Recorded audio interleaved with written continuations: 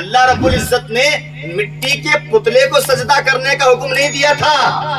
Point note کیا جائے, مٹی کے پتلے کو سجدہ کرنے کا حکم نہیں تھا, بلکہ نور محمدی کو سجدہ کرانے کا حکم تھا.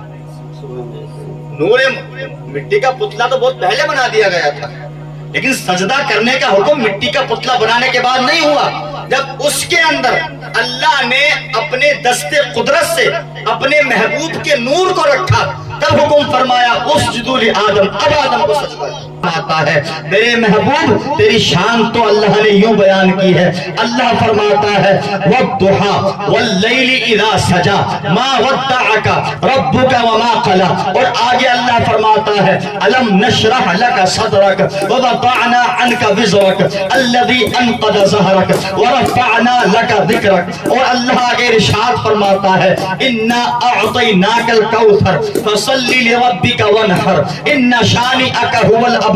حقیقت تو یہ ہے کہ الحمد کے الف سے لے کر قرآن کی والناس کے سین تک آپ پورا قرآن پڑھیے, پورے قرآن میں نبی پاک کا جلوہ نظر آئے گا, پورا قرآن نبی کی تعریف کرتا نظر آئے گا, پورا قرآن نبی کی عظمتیں بیان کرتا نظر آئے گا.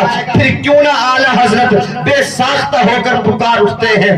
اعلیٰ حضرت کہتے ہیں یا رسول اللہ, سب سے اعلیٰ و اولا ہمارا نبی, سب سے برتر و بالا ہمارا نبی, اپنے مولا کا پیارا ہمارا نبی, دونوں عالم کا دولہا ہمارا.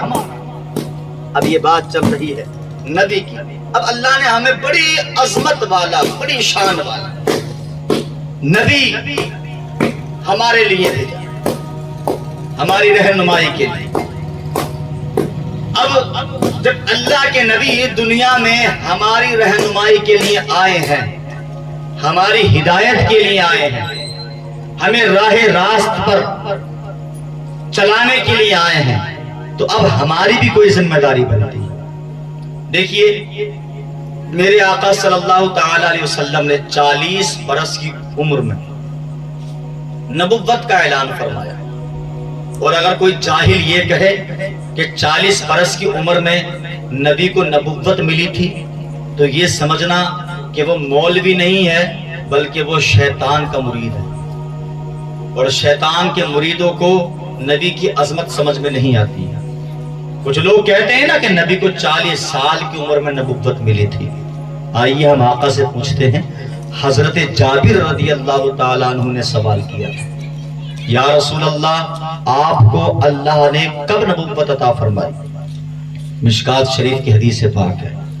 آقا ارشاد فرماتے جابر یہ پوچھتے ہو آپ کو کب اللہ نے نبوت عطا فرمائی؟ سنو میں بتاتا ہوں.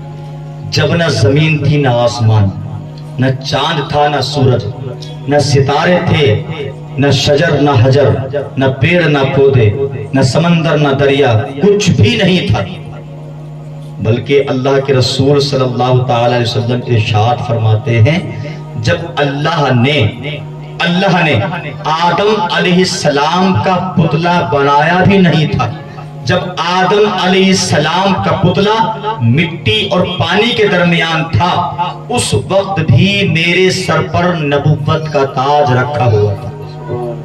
اس وقت بھی میرے سر پر نبوت کا تاج رکھا ہوا تھا. اب نبی کی نبوت کو سمجھنے کے لیے علم کی ضرورت نہیں ہے, عشق کی ضرورت ہے. نبی سے عشق کرو گے نبی کی نبوت سمجھ میں آئے گی, رسالت سمجھ میں آئے گی, عظمت سمجھ میں آئے گی. اور علم کتنا ہی حاصل کر لو. پھر رات والا پوائنٹ آ گیا.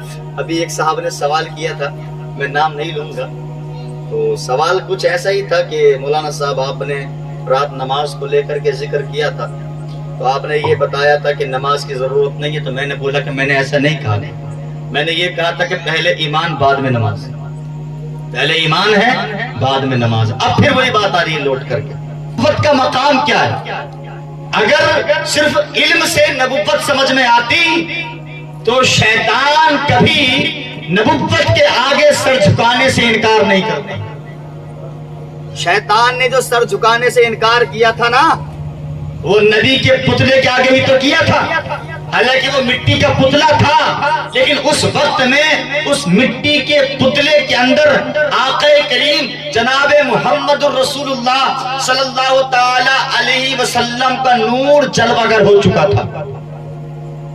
اس وقت بھی نبی کا نور حضرت آدم علیہ السلام کے پتلے کی پیشانی میں آ چکا تھا۔ تب اللہ نے حکم فرمایا تھا اسجدوا لآدم، آدم کو سجدہ کر۔ اللہ رب العزت نے مٹی کے پتلے کو سجدہ کرنے کا حکم نہیں دیا تھا، پوائنٹ نوٹ کیا جائے، مٹی کے پتلے کو سجدہ کرنے کا حکم نہیں تھا، بلکہ نور محمدی کو سجدہ کرانے کا حکم تھا۔ نور مٹی کا پتلا تو بہت پہلے بنا دیا گیا تھا، لیکن سجدہ کرنے کا حکم مٹی کا پتلا بنانے کے بعد نہیں ہوا، جب اس کے اندر اللہ نے اپنے دست قدرت سے اپنے محبوب کے نور کو رکھا، تب حکم فرمایا اسجدوا لآدم، اب آدم کو سجدہ کرو، اس لیے کہ اس کی پیشانی میں میرے محبوب کا نور آ گیا۔ تو اگر علم سے نبوت سمجھ میں آتی تو شیطان کبھی نبوت سے نہیں پھرتا، وہ کبھی نبوت کا ادب و احترام کرنے سے انکار نہیں کرتا۔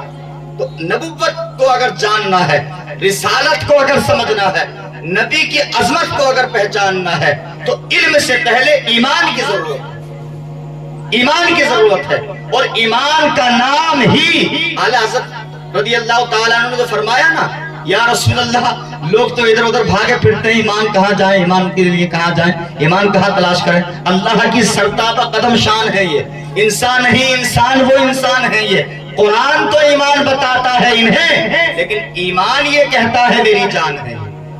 ایمان کی بھی اگر جان ہے تو میرے آقا کی ذات ہے۔ تو ہماری بھی کوئی ذمہ داری بنتی، ہمارے نبی صلی اللہ تعالی علیہ وسلم دنیا میں آئے صرف ہماری ہدایت کے لیے۔ اب ہماری ذمہ داری کیا بنتی ہے؟ ہماری ذمہ داری یہ ہے کہ ہم نبی سے محبت کریں، نبی پر دل سے ایمان لائیں، نبی سے دل و جان کے ساتھ محبت کریں، عشق کریں، پیار کریں، نبی کی سنتوں سے محبت کریں، نبی کی حدیثوں سے محبت کریں۔ اب محبت کیسی ہوتی ہے وہ میں آپ کو سمجھاتا ہوں۔ محبت کہتے کس کو؟ جب اسی محبت کے حسین جام کو حضرت ابو بکر صدیق رضی اللہ تعالی عنہ نے اٹھا کر کے پیا، دنیا گواہ ہے، کروڑوں آج بھی لوگ اپنی صدائیں بلند کرتے ہیں کہ بے شک نبی کی محبت ایک ایسی چیز ہے کہ جس کو مل جاتی ہے اس کا پھر کوئی مول نہیں ہوتا، جس کو یہ نبی کی محبت نصیب ہوتی ہے وہ دنیا کے اندر عظیم ہو جاتا ہے، بلند ہو جاتا ہے، برتر و بالا ہو جاتا ہے۔ جب اس محبت کے جام کو حضرت ابو بکر صدیق خلیفہ اول نے اٹھا کر کے پیا، جو اس وقت تک صرف ابو بکر تھے، صدیق نہیں تھے، لیکن جب جام محبت رسول پیا تو ابو بکر سے صدیق بن گئے، اور ایسے صدیق بنے قسم خدا کی ایسی صداقت کے آفتاب بن کر کے چمکے کہ زمانہ رشک کرتا ہے، زمانہ فخر کرتا ہے، زمانہ ناز کرتا ہے۔ اور جب یہ محبت رسول کا حسین و جمیل جام حضرت عمر فاروق اعظم رضی اللہ تعالی عنہ اٹھا کر کے پیتے ہیں، جب تک جام محبت مصطفیٰ کو پیا نہ تھا اس وقت تک صرف عمر ابن خطاب تھے، لیکن جب جام محبت کو پی لیا تو عمر فاروق اعظم بن گئے، عدالت کے سہسوار بن گئے، اور ایسی عدالت قائم کی کہ آج بھی بڑے بڑے ججوں کو عمر فاروق اعظم کی زندگی کو سمجھایا جاتا ہے۔ بڑے بڑے جج، بڑے بڑے وکیل جنہوں نے بڑی بڑی ڈگریاں حاصل کر رکھی ہیں، لیکن جب وہ عمر کی عدالت کو دیکھتے ہیں، عمر کی حکمرانی کو دیکھتے ہیں، عمر کی بادشاہت کو دیکھتے ہیں، عمر کی سلطنت کو دیکھتے ہیں، عمر کے فیصلوں کو دیکھتے ہیں، تو وہ سوچنے پر مجبور ہوتے ہیں کہ ہم نے بڑی بڑی ڈگری کی ہے جج بننے کے لیے، لیکن وہ اثر نہیں ملتا جو اثر 1400 برس پہلے صحابی رسول عمر فاروق اعظم आजम की अदालत में मिलता है। अल्लाह अकबर। अब आगे बढ़िए, जब तक ये जामे मोहब्बत हजरत उस्मान गनी ने उठा करके नहीं पिया था तो उस्मान बिन अफ़्फ़ान थे, लेकिन जब जामे मोहब्बत उठा करके पिया तो उस्मान गनी के नाम से जाने लगे और ऐसे जाने लगे, कसम खुदा की सारी दुनिया आज भी इस बात की गवाही देती है कि जामे मोहब्बत रसूल की वजह से अल्लाह ने उस्मान गनी को वो इनाम दिया, अल्लाह ने ऐसा रईस बनाया, ऐसा अमीर बनाया, ऐसा दौलत वाला बनाया। आज भी उस्मान गनी के नाम से सऊदी अरब के अंदर अकाउंट चलता है, आपके नाम पे खाता आज भी बैंक में मौजूद है। ऐसे रईस थे, ऐसे अमीर थे